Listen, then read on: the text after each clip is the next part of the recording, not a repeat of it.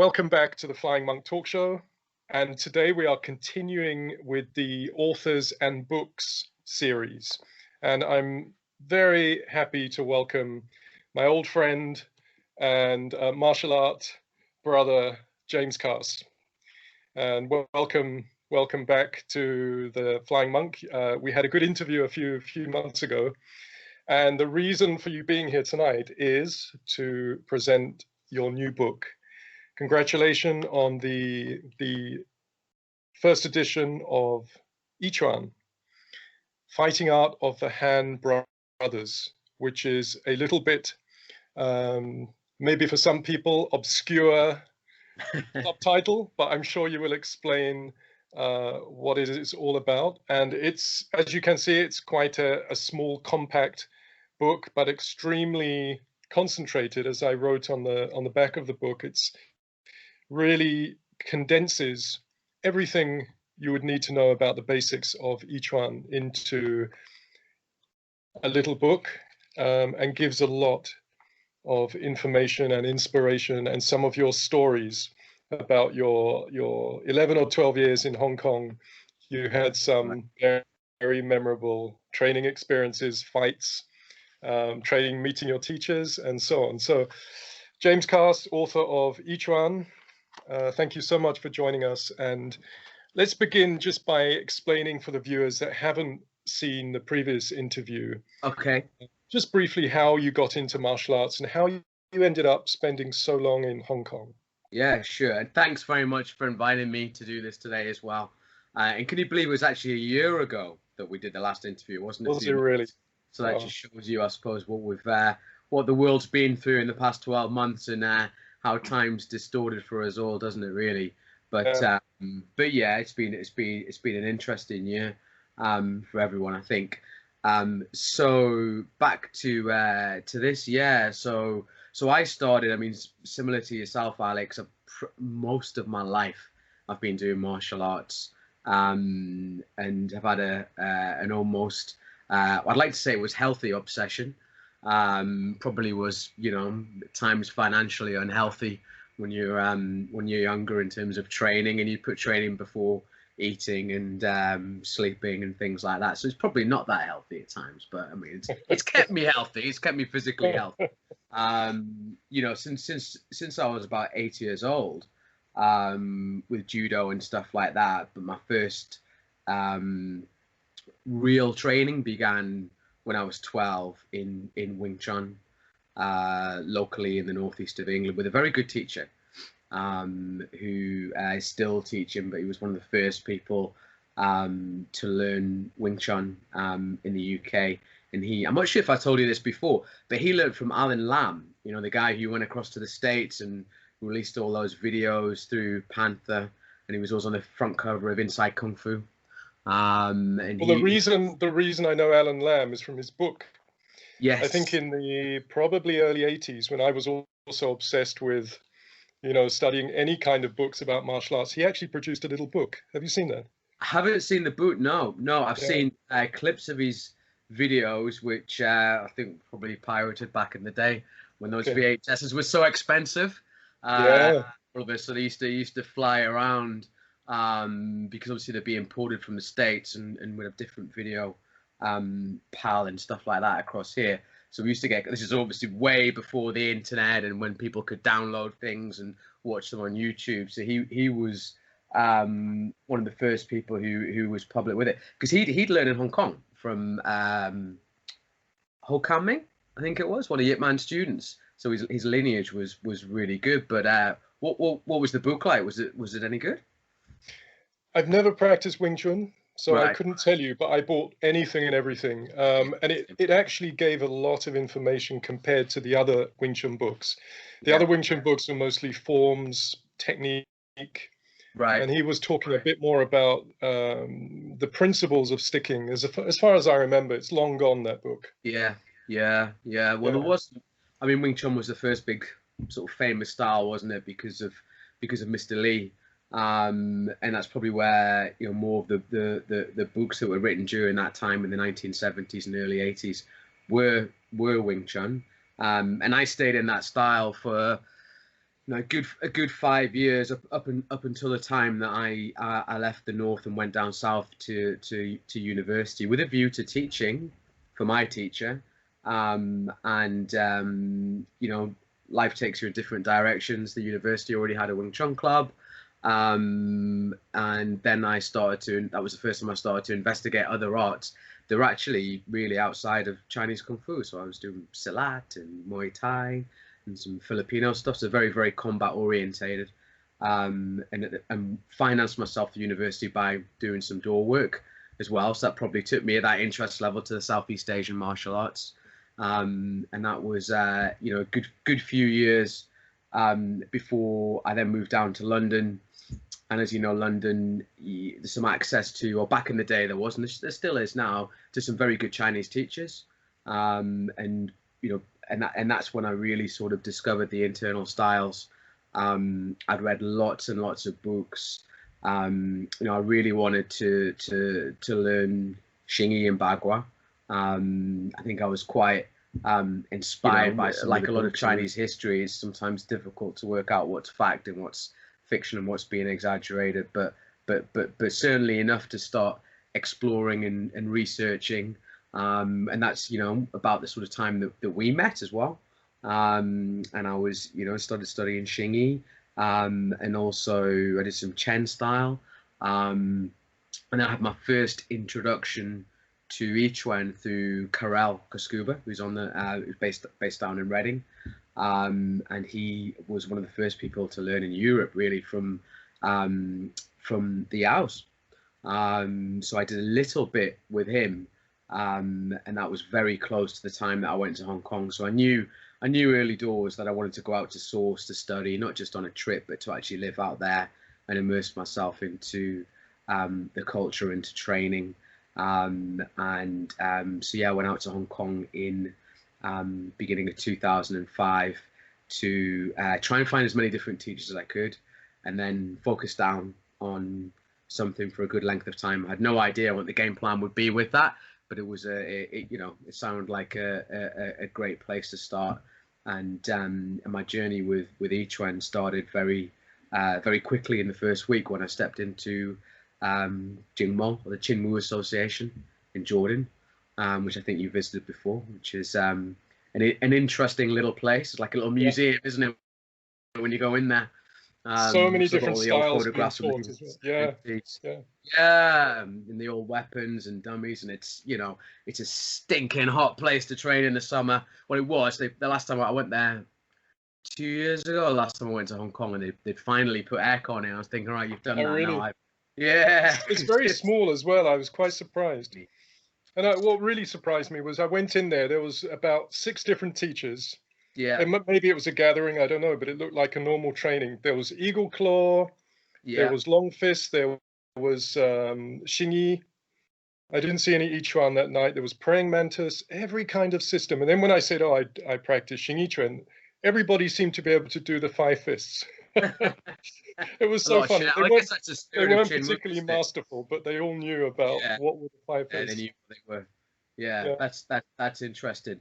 It's a really good place because people who teach there as well are less commercially focused. It's almost like a chat. It's not a charity, but it's meant to be the whole thing coming down from Fok Yun Gap, of making the martial arts accessible to everybody to learn, rather than have to go to a teacher and pay extortionate amounts of money and things like that. And then the Qinwu Association was set up to introduce lots of styles and the curriculum of Chinese martial arts, and it's kind of developed from there, and it's always been at the forefront of the Hong Kong Chinese martial arts scene.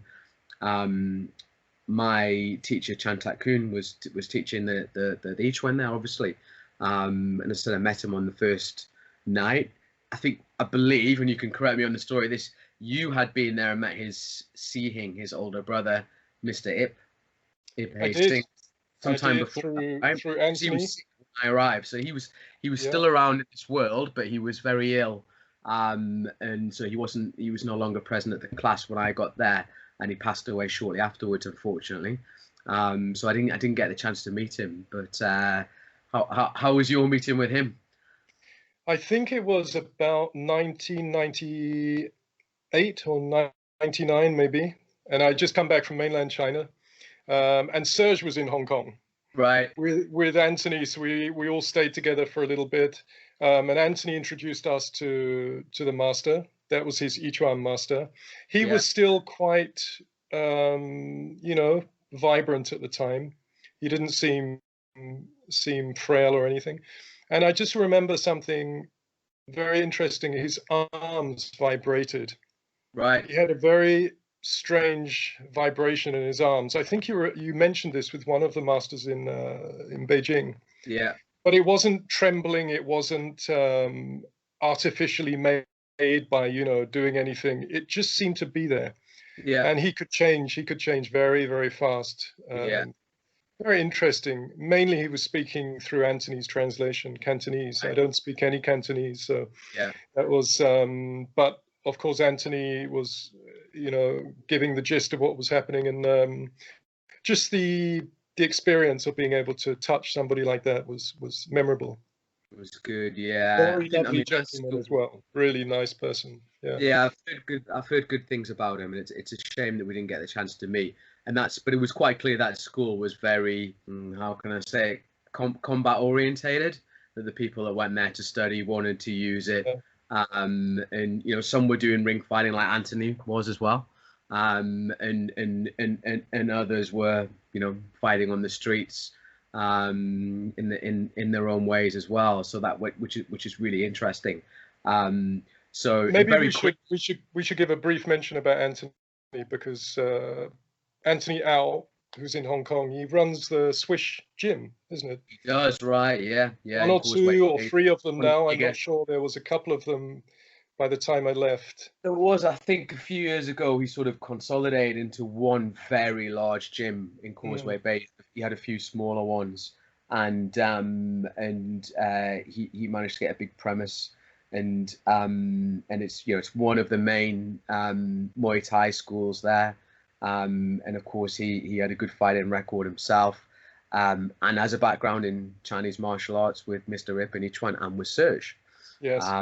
In natural boxing, so it's a very interesting background that he has, and he's absolutely a fighter as well in all regards. And so Anthony helped me to prepare for some of the white collar boxing fights that I had across there as well, which was really, really good. Did a lot of heavy sparring with him. He's tough. He's very, very tough. Did you know Anthony from when he was training with me in London many years ago? I did. At that point, actually, no. I had a at that period of time. When I went out to Hong Kong, you had mentioned him to me as a couple of people to sort of seek out, and it was probably about a year after I got there, or maybe even two, that we finally got the chance to meet. And I think he'd sort of, after Mr. Ip had got sick, had kind of stopped his Yichuan formal training at that period of time as well. And he was very, very busy with the gym businesses, because Muay Thai was huge. And you probably remember at that time in Hong Kong, it really took off. Because they went through a long period of time where they banned ring fighting in the 80s, and then Muay Thai became very, very popular, not just for people wanting to fight, but as a form of exercise as well. And the kind of there was gyms sprouting up everywhere, and he was affiliated with the Fairtex camp in Thailand, so it took a lot of people out to train there, and brought a lot of their best trainers out to Hong Kong as well, including some really, really good fighters. There's the famous 5 fighters from Fairfax, and he had one guy who was working from that I unfortunately sparred with, and these guys were world champions, that had 200-300 fights, absolutely tough as nails, and everything they did, as the Thais they'd have a huge grin on their face every time they were doing something as well, which is really disconcerting when you get them beaten up and someone's grinning and giggling and thoroughly enjoying themselves while they're doing it. Well, Anthony was kind enough to put me up at the gym for several weeks, And I used to hang out with these world champion Thai boxers, exchange ideas, and they used to show me things. They were as tough as nails. Even there was one professor there. He was about 50. Maybe you know this man, and he was a professor of Thai boxing from Right. Bangkok University or somewhere. Lovely gentleman. You could see he'd been knocked around a lot, but very smart. And he was kind of the technical expert. Right. And then there was another younger man. I can't remember his name, but he had been world champion several times. And I saw him fight. I think I mentioned to you the Taishing Pekwa monkey boxer. Yeah. Not Chan Sao Chung, not the famous one, but one of his students who was trying to prepare to go in for a fight. And he really yeah, knocked him all over the place within seconds. Knocked him out and just calmly went back and said, "You need more work before you fight." And that was really interesting because before that, the monkey guy had been showing forms, beautiful forms. And that was a big lesson for me as well. I thought, and later, of course, I lived in Thailand for a few years and saw, really tough Thai. I always thought the Thais were so friendly, but inside they're like steel. They've got this incredible toughness. James, if we go back to the book idea from Hong Kong, did you find any books there while you were living in Hong Kong that were interesting enough to maybe shape the way you trained or to give you a new direction about training? I would say probably less in Hong Kong because most of them were in Chinese, right? When they were published in Hong Kong. But one thing I would say, and we had this conversation offline about 30 minutes ago when we kind of decided at the last minute to do this theme for this, which is really good and the best way to do it, is one of actually the first book that I ever bought on martial arts was Hong Kong published, and it is this one, if you can see it here, 108 Movements of the Shaolin Wooden Manhole, which is a very compact and small book. And I was 10 years old when I wrote this, and I've written my name in it because I used to always write my name when I was young. Why do you do that? So it's not like I authored it or anything like that. I don't know why I wrote my name in it, but I used to always do that with books when I was young. Probably in case I thought someone was going to steal it from me. Can you give a little glimpse of the inside? That would be interesting. Yeah, I remember this book. Do you remember it? Right, it brings back memories. Yeah. It's got wonderful drawings, hand drawings of a monk.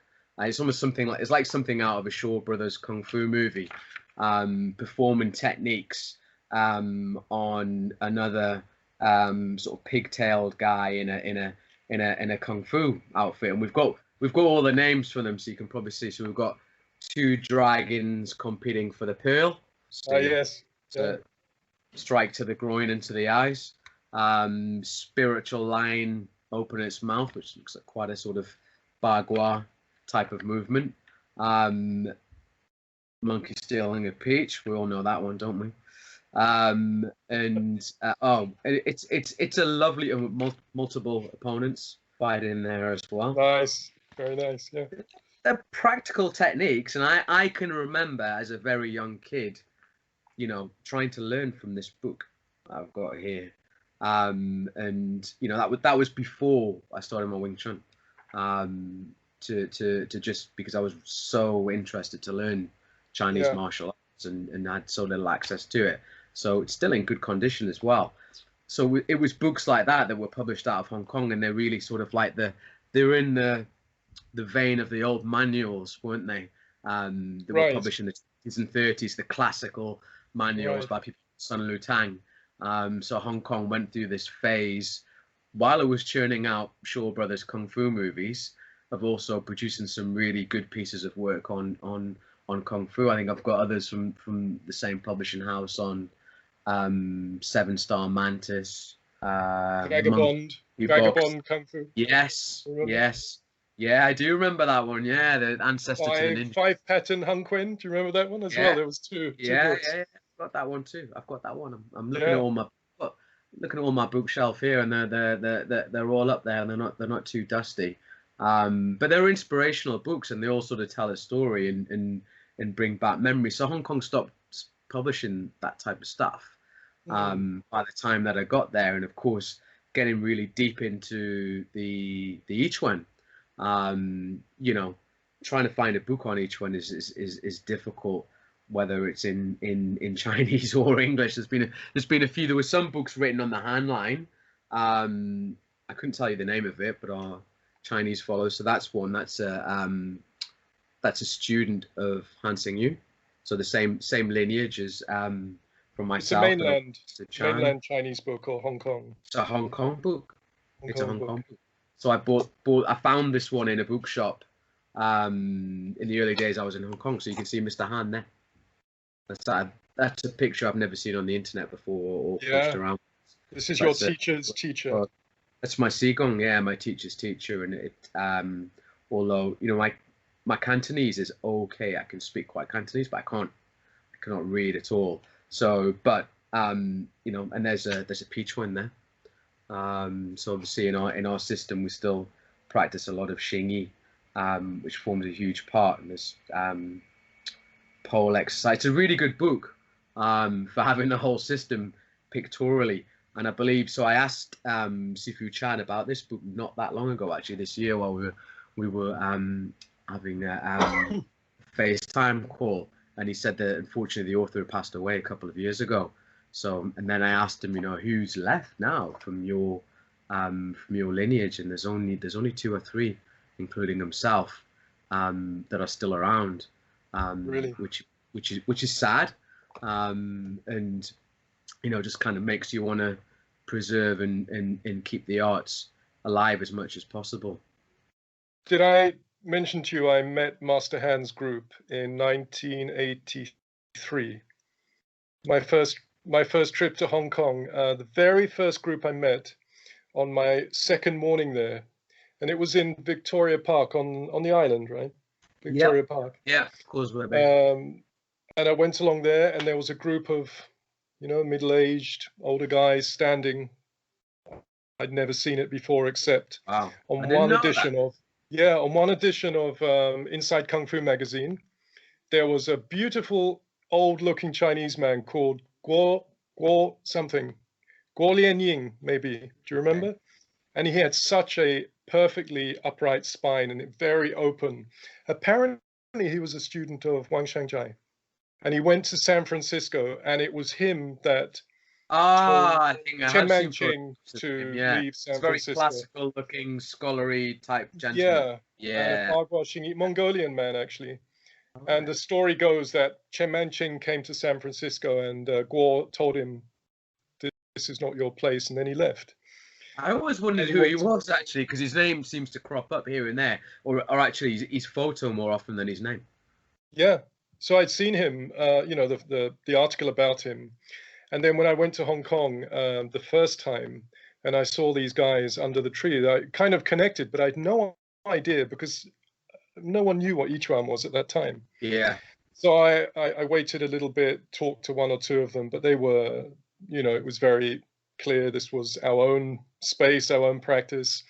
But luckily, the next group I met was the disciples of a very famous Tai Chi praying mantis master. He was the most famous, he was old at that time, Chu Chuk Kai. Okay, yeah. He's probably long passed away, but he was already 80, and I got to spend a morning with him in his apartment, and 2 of his disciples, and they were super tough, James. They had a wooden dummy in there, and the disciples in Hong Kong now. I've never met, but yeah, I've come across the style. He allowed us to do freestyle with him, and he was, you know, 80. Wow. And his students, and they were very fast. And the one of the disciples, I remember, he was a Coast Guard cop, and he demonstrated the wooden dummy and kicked his leg through the wooden leg. Yeah. He must have been in, you know, top ready break form, but those legs are strong. So I didn't get to, you know, learn Yichuan, but I got to have that experience. That was my first proper day in Hong Kong when I was 16. That's interesting because my the first meeting I'd been told of somebody meeting Master Han in person, apart from obviously my teacher, which occurred, before 1972, was caught up earlier this year with Carell. So we had dinner together, and I hadn't seen him since I'd left for Hong Kong. So more than 15 years ago, and caught up on old times and talking about training and teaching and everything, and of course each one, and then we got onto the differences between the Yao system and the Han line, and of course then he just drops in, he goes, well, I did meet Han one day, and I went, no, didn't know that. And it was at Mr. Chu's Tai Chi school in London. Really? Yeah. So he said, well, he wasn't. I said, well, did you learn anything from him? He said, no, he wasn't there to teach any of us. He was teaching Mr. Chu. He was teaching them privately, because of course, I know they do a lot of the Jamjong in that lineage. And Han was interesting because he was one of the first teachers who kind of went global and started giving mini seminars and lessons in the States and Canada, and I knew he had come to London, and it's referenced, isn't it, in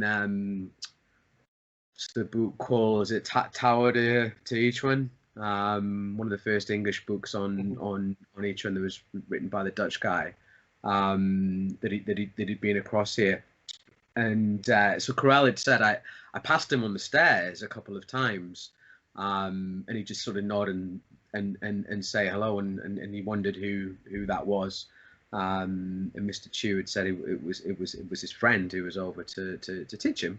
But apparently there'd been an incident that time, and the way he told me what happened was that a boxer had come into the school and challenged them. So Han had quite quickly presented himself, and he knocked the guy out, flat out. And that's when Carell was saying, well, the story kind of all went around the school that he used this kind of overhand punch it's a famous Ichuan technique that no one had ever seen before, and that then led him on to want to learn Ichuan and to go out to Beijing and learn from the Yaos. And that's because it's an interesting, because they do that technique very differently to how we do it in our system. They really kind of bring it over the top, and we drop more into it. But it's still Ichuan. It's still it's a fairly unique. Each one's not a system of techniques, as you know, but that one does sort of stand out a little bit, and I thought that was quite a good and interesting story that he told us. Yeah, I had Sounds no very idea much that's what Plan's background of kind of knocking people out and fighting a lot, which we seems to be consistent with what other people tell us as well. Very interesting. I didn't know that's how Carell. I was going to ask you, how did he get into Ichuan? But there you go. That's the story. Is that overhand punch, is it related to the horse in Xingyi? Because it looks quite similar. It could be. I mean, Ichuan and all Chinese martial arts are about 6 directions of force, aren't they? And it's I used to always look for similarities between things, and then it kind of boils down to there's only so many different things you can do with your hands and in your feet. The way I've learned it is it's a crossing, turning power. So we don't flip it up in this way. We really use the force through by turning the body. So we still keep the basic form of each one, the Jamjong. So we Chom Gin Joy Jiao, we sink the elbow, the shoulder, and store and release energy. And it's each one, as we talked about before, is about occupying space and moving forward. But what I've found is this punch is very good for taking space. But if people have tight guards, it's really good for that. And then to rather than trying to find a way to come around it, is you just go straight through with it. So it's very useful from that perspective. It's a nice technique. And in fact, I was teaching it this weekend, and we had the pads out and testing it, and we try and with each one always play around with the intent and try and put the intent into turning, not into hitting. But yeah, it's similar to the horse in terms of the direction, but it's a technique I still haven't seen exactly done that way around. It's probably the closest to an overhand boxing punch, which was really popular in MMA now, isn't it? You know, where they throw it right over the top, and then that, yeah, I suppose you can link up to things like Tong Bei and Piqua, Daising Piqua, where they have these big open chopping movements. It's just very refined. Mm. So up, down, left, right, energy, and backwards and forwards, or on its sideways. Maybe let's explain a little bit about the origin of Yichuan and who Wang Shangjai was. And then I want to ask you about your future projects, which are quite exciting in their own right as well. Well, I hope so. So yeah, Mr. Wang was an interesting character in Chinese martial arts, and you know, we don't have to go back too far to start researching his life, which is great. So we talked about that stuff in the beginning. And a lot of Chinese martial arts, there's the fiction and the non-fiction and the exaggeration, and stories are retold and retold and retold, and you know, you can see that in even modern day now with the Ip Man movies. I remember being in China a few years ago when they thought that was fact on his life and story and things like that. So it's amazing how these things, we all love a good story, but how these things can sometimes disrupt the real facts. But you know, Wang Shanghai was a very famous character who learned Xingyi from a young age from Gao Yongchen, Hebei Xingyi. So you know, his lineage was well known, with the most famous master at that time. By all accounts, seemed to be some kind of a prodigy. He learned from a very young age, if the dates are correct and verified. But what we do know is that rather than continuing to do that, he wanted to test everything that he'd learned. So he went traveling and tried to seek out the top Chinese martial arts masters at that time across the whole country, and got into various altercations and fights and challenges, and probably a lot of them were friendly. And but he never talked about the victories. He talked about the losses, which I think is a really important point, because you know, in modern day combat sports, people talk about invest in loss. So you learn from the losses, not necessarily from the easy victories that you've had and everything else. So you know, he talks about losing to the White Crane Master, to Wu Yihoi, the Lehei Bafa master in Shanghai, and a couple of others as well. He started teaching, I suppose the peak period of his combat related teaching was in Shanghai in the 1930s. And by all accounts, from you know, speaking to my teachers and other people who knew him and the first generation that studied directly with him, it was somewhat of a sort of modern day fight club. The training there, where people were just welcome to come.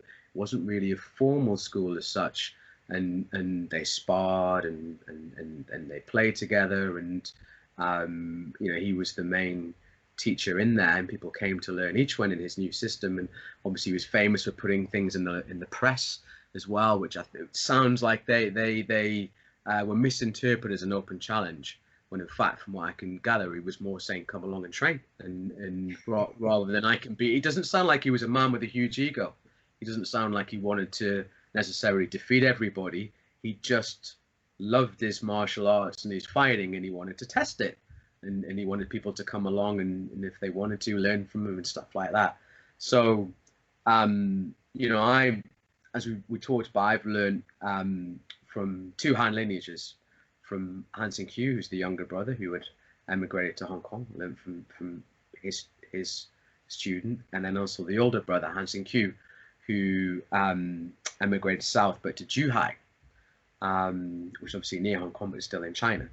So the older brother started training with Master Wang first. Now, what's interesting about the Han brothers is they had a very good lineage themselves in Xingyi and Bagua, and also in Sukka, in Chinese wrestling. They were well-versed, expert-level practitioners before they even went along to meet Wang. Their father had taught them, and his lineage came from Li Kuan Yi. So it was, you know, the best around at that time. one of the stories that Sifu Chan told me was the first, quite a funny one, is the first meeting that young Han, the younger brother, Han Jr., had with Wang Shanghai. So his older brother had said, you know, see, I'm training with this guy. He's really good. Do you want to come along? And he said, yeah, sure.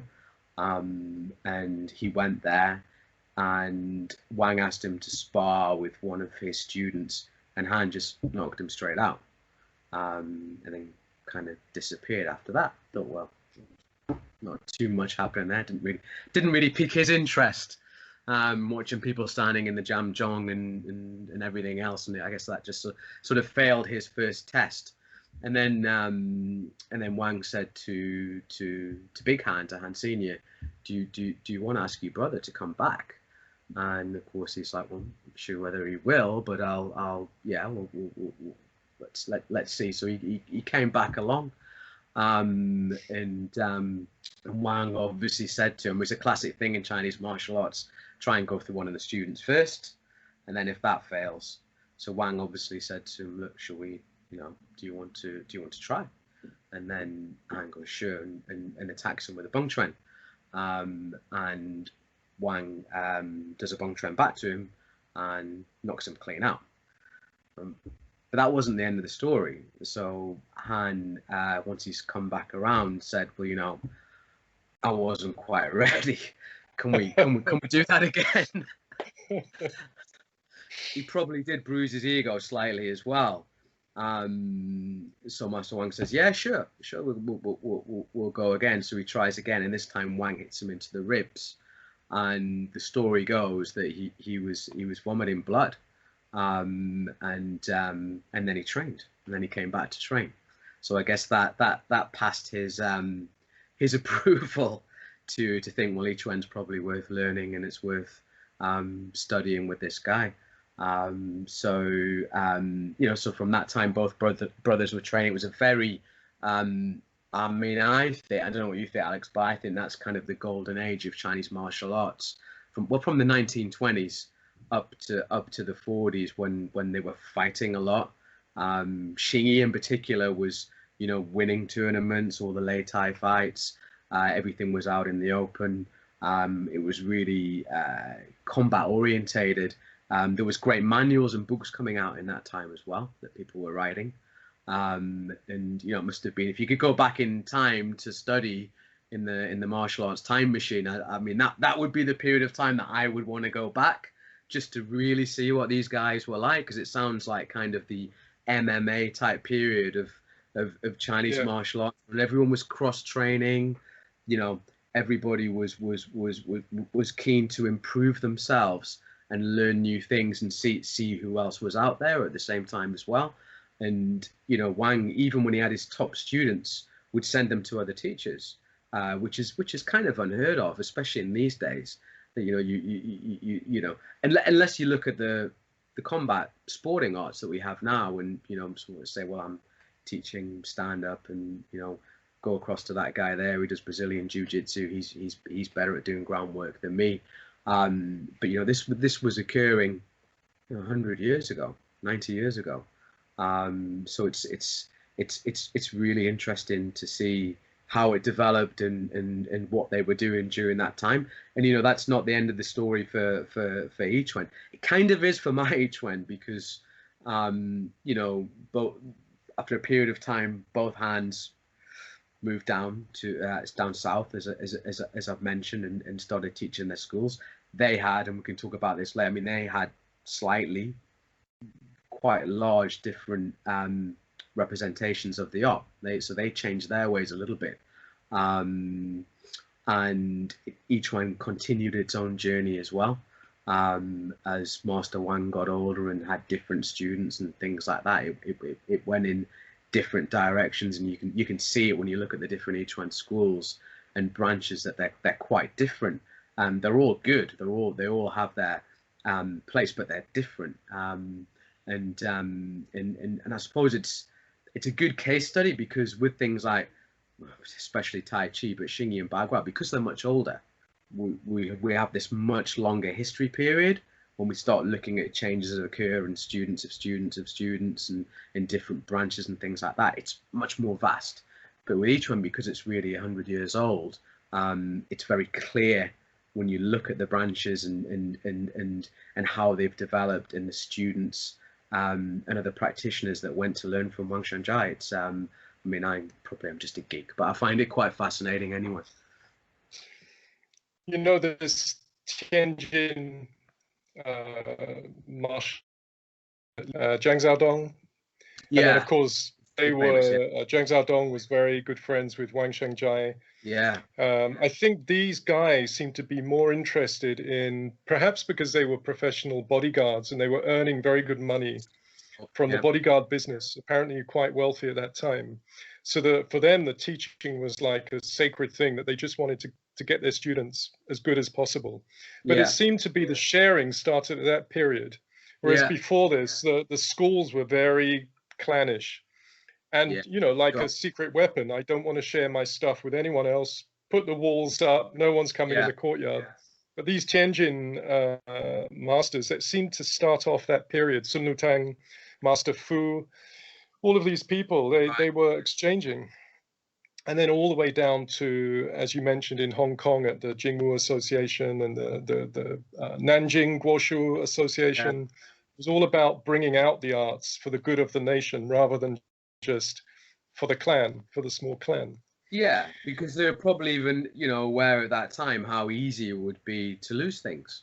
And, you know, once a master has passed away, you know, very sadly, the art can sometimes die as well, or a shadow of him. You know, we always say it's as difficult to find a good student as it is a good teacher, who can understand and take the art on.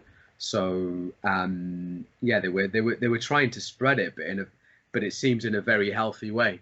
And there was a lot of development of Chinese martial arts during that period of time, which is yeah, it's really interesting.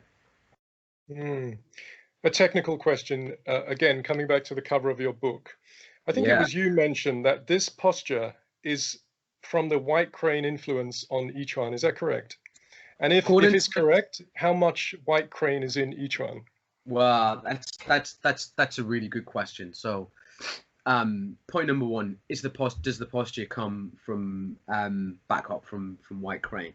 So, you know, we know that Master Wang had this. My son took that photograph, by the way. So people ask me, did you write that book in the lockdown? I say no, I wrote it in 2019. But the photograph was taken in lockdown, so it means quite a lot to us because every day we went out to the woods. I think I told you this, to train at lunchtime. So I was working, and obviously he couldn't go to school, the kids couldn't go to school. So we would go out to the woods quite close to where I live. There's a lake, and walk around, and we do training. So I would be doing my training and stepping and standing, and I'd have him and his little brother and little sister would be kicking trees and hitting each other and using sticks as weapons and just generally being active and doing fun training. So it makes me smile still when I look at that cover, because obviously it wasn't the first picture we were going to have, but it somehow ended up in the right place. And he took that photograph. And he's 7, so there you go. Wow. But yeah, it's a really good photo. Yeah, so it is from white crane. It is. So I asked Hoi Kit Wa, who's my other teacher who learned from Hansen Q, taught me that posture, and I'm always keen to, as far as we can, explore the origins of everything that we learn. And now each one's not a technique martial art, as we know. It's about concepts and developing power, storing and releasing power, and moving it across directions. But there is techniques that have been introduced to the system, or that have been, how can we say, inspired by certain arts. So when I asked him about that stance, which is, did you ever try it, by the way? Did you ever do any jam jong in position? Yeah, one of my good friends in Hong Kong tried the other day and ended up in a cramp after about a minute and a half. It's not easy. It's not easy. It's a fantastic stand for developing power. So he fought this white crane master, and so is there white crane influence? So there's no technical influence within each one, but Wang was inspired by the arts that he came into contact with and the people that he met. So it's almost as if this stand has been put there as kind of a homage to the white crane. But that doesn't mean that it follows the principles of white crane, because every art has its own engine that powers it. Each one has its own engine. It doesn't have a collection of different engines that came from different arts. So the posture may well have come from white crane, but it is a Nichuan position. So for example, that makes sense. It makes sense, yeah. So there's no like suck, spit, float, sink. No. No. Concepts that you see like a hacker system. Yeah, absolutely. You see it in Back May and Dragon style and things like that, and that's very specific engine to those, as you say, the hacker and fist styles. Nothing wrong with that type of training, but it is it's that as I know, each one would be quite contradictory to the engine, and how each one produces power and releases power doesn't come from those concepts. Interesting. We have 3 books so far planned, and that's before we start talking about Liu He Bafa or Bagua or anything. And these are all in the series we call Lessons from the Past, a series of books and films by James Cass. The first one is the Yichuan book, which we've just looked at. The second is called Strength and Conditioning for the Internal Martial Artist. And that will be a book and video course. Can you say something about that? Strength and Conditioning for the Internal Martial Artist. That will be hopefully out for Christmas. Yes. All being good. Yes. So this is a really interesting subject for me. So as I mentioned before, most of my life have been doing martial arts, but also during that period of time, I've also been practicing physical conditioning and looking to make myself as strong and fit as I could during the different phases of my life. And maybe some of those priorities change as you get a little bit older. You can't be quite as fit as you were when you were 25 years old, but I practice strength and conditioning methods that have evolved my whole life. And as you know, when I went to university, I studied sports science, and my work that I did at that period of time, and my dissertation was around martial arts and conditioning. So one of the things that I found that it's well accepted, or if we use internal and external or modern combat sports, or whatever sort of name or tag you want to put on things, that those types of arts would do supplementary conditioning that would help their fighting ability and their martial art, and often sports specific to it, but they would engage in these activities. Whereas there's been in many schools of Chinese martial arts a kind of a myth that, oh no, you shouldn't do that. You'll block your chi, and you'll make the body stiff, and that's completely the wrong thing to do. It'll take you in the wrong direction. Almost a fear of it, particularly in the internal martial arts schools, that is absolutely not the direction to go along with. And I personally don't agree with it. And I've found that like anything, if it's done correctly, of course, there's ways to train and condition your body that can definitely be contradictory and detrimental to any kind of martial art. And as I mentioned before, the first thing you need to be doing is things that are very sport specific. So you have a particular goal in mind on what you want to do, and how your training can help you to achieve that and influence it. So, and then you go back into Chinese martial arts history, and you see that people did do strength and conditioning with heavy weapons, with weights sometimes as well. Believe it, dare I say the W word? Kettlebell strength conditioning apparatus did exist back then.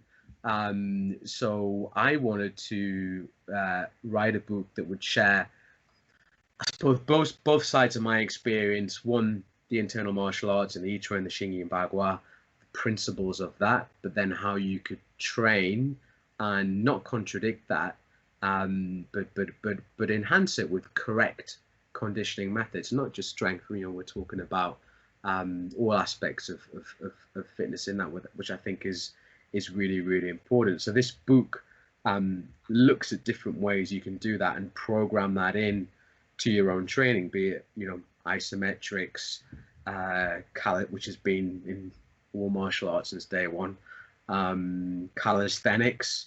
You know, some calisthenics are extremely close to qigong methods. I think the key thing is that we're trying to develop whole body power, not to segment the body or isolate it. So, you know, as people often make statements without fully understanding the subject, especially when they talk, and it gets very loaded, excuse the pun, with strength conditioning, and because people think about bodybuilding, which is obviously purely an aesthetic form to make the body as large and ripped and muscular as possible, which I think would be bad for any sport. You know, whether that be boxing, athletics, martial arts, football, rugby, etc., etc. You know, that's its own culture, and nothing wrong with that, but it's not what we're trying to achieve. And then you look at the parallels with boxers, who, of course, could you imagine a boxer going into a fight who didn't do any conditioning, who only did sparring and fighting? I don't think it would really occur. But then you have different schools of thought with that, between more modern training methods. So I do believe, when you talked about, you know, this series of books is about lessons from the past. If we take something like modern day boxing now, and you look at current heavyweight champions, and you look at Anthony Joshua and Tyson Fury, now physically you've got two very different specimens there. One is like a Greek god. He's probably got 3% body fat, shoulders wider than this room, waist narrower than my finger, and the others, you know, well, let's be honest, he's a little bit portly, isn't he? Really, when you look at him, he doesn't really look what we'd call an athlete from that perspective. Although he's definitely exercised his own demons, and he's in good shape now. I'm not talking about what he was like a few years ago, when he was sort of battling his own demons with alcohol and so on. But you know, Tyson Fury is of the old school. You know, he's a gypsy. He's been training the old art of boxing. He does his road work, 6 miles a day, trains in calisthenics.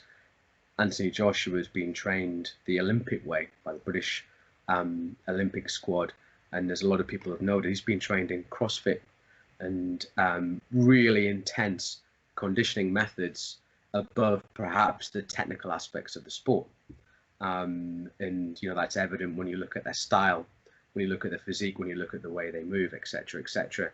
So a lot of this really goes into the book that I'm talking about, that we look at some of those methods that fighters use, not just martial artists, that fighters use to make themselves faster, more agile, better conditioned, more durable, to move quicker over longer periods of time, which is what condition should be. If condition is going to make you slower, muscle bound, and impair your technique, then quite clearly would be a waste of time. So it's a very practical book that will, but it's already written, you know, goes into several different aspects that I think any martial artist would be able to benefit from. But as I said, I've written it from two perspectives: one from the old, and the other applying the modern day sports science principles to it. And you're now working on the pictures, the photos, and the videos, and so on. So that's the second book, Strength and Conditioning for the Internal Martial Artist. Yeah. The third book, I'm just going to introduce the title, and we will probably spend a whole episode talking about the third book, because you have a very, you know, lifelong interest and practice of Western boxing. I know you've made very deep research. The third book is called The Aggressive Fighting Principles of Old English Boxing and Xing Yi Quan. Subtitle, A Comprehensive Guide for Pugilists. So this is this connection between Western boxing and Xingyi Chuan. A lot of people have picked up on this before. And this will obviously be a little bit more of a technical fighting book, specifically for, as you say, for pugilists. But we shall come back to this in a future episode, closer to the time. We will. And actually, Alex, one other thing that I forgot to say, because I've got this other book that's, because we were going to talk about books during this, and as usual, we got sidetracked. So one of my favorite when I was growing up, conditioning and fitness books, I don't know whether you remember this one, was Dynamic Tension. Published unique publications. I can see the smile on your face to know that, because it was by Harry Wong, and it was a very famous book, wasn't it, in the 80s,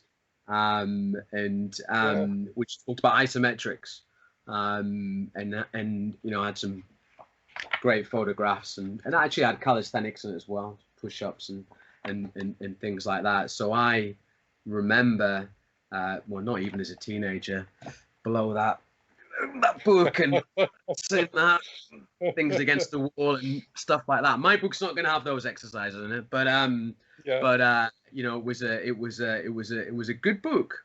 It still is a good book. And it was quite groundbreaking, because, you know, apart from probably the stuff that Charles Atlas had put out years and years before with his marketed course, as it is today, it's very difficult to find good information on isometric techniques. Well, you can research on the internet, but there's not many books that have that kind of stuff in, and certainly back then there was none. But yeah, with the boxing book, which we'll, as you said, we'll talk more about, that's a really interesting one. It goes back to that golden age.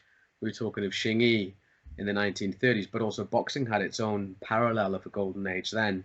So that is more technical book, with historical aspects to it as well, lessons from the past. Cool. We shall have a whole episode on that in a few months when the book comes out. Okay, away from martial arts, one book that you really love or has inspired you in your life, nothing to do with martial arts. Oh my God, you've thrown that one on me. So can't include anything to do with martial arts. Don't tell me it's a cookbook. You wouldn't believe it anyway. You wouldn't believe it anyway. Okay, How about fiction? Do you enjoy fiction of any kind? We can't include James Cavell in that, can we? Oh, we can, definitely. Shogun, fantastic. Yeah, Taipan. Some Shogun, yes, Taipan. I'm looking up on my bookshelf to what I don't keep every book that I've ever read, but the ones that I've had to, I don't know if you do this, but the ones that have had some meaning to me, I do, even though it doesn't necessarily mean I'm going to go back to read them again. And especially with fiction, it'd be unusual to read it again. But Taipan is a book which obviously sparked my interest in Asia, and Hong Kong in particular. That I read that I was probably about 13, 14 years old. And next to it is The Ninja by Eric van Lust. Yes. Yeah. What a great name for an author. Yeah. Definitely. There was a whole series of them. I remember those books. Yeah. Yeah. So those were the good books of the 80s. Yeah. Yeah. So Did you read the translation of the Miyamoto Musashi biography? Very famous one from Japan. Yeah, English. Yeah, I've read a couple of translations of that actually, and it's a book used in business a lot as well, and it's kind of adapted into to all walks of life, and I still like the Tao Te Ching as well. I think that's a great book, and that's had many translations. And you've published one of them as well, haven't you, Alex? Serge Augier is the author of. It focuses more on the exercises, on the actual methods. Yeah. Of Daoist cultivation. A lot of it is very philosophical. You know, a lot of the translations. But he, you know, Serge. You've met Serge and done a little training, so he's very practical. I suppose pragmatic approach to things that he do in life, and ironically, I haven't spent a lot of time with Serge, but I've got a lot of respect for him. You know, I first met him at a Lao Tzu seminar in London, probably 2003, 2004. And then through Anthony that we talked about, got the chance to do some training with him in Hong Kong, you know, a decade later than that. He's a great martial artist and teacher, and you know, it's great to see him still writing books and putting them out, because he's of the old school, isn't he? He's so, well, Serge he's combat effective, that's for sure. But he's very, you know, he loves the arts and passionate about them, and he's old fashioned from that perspective, which I really like.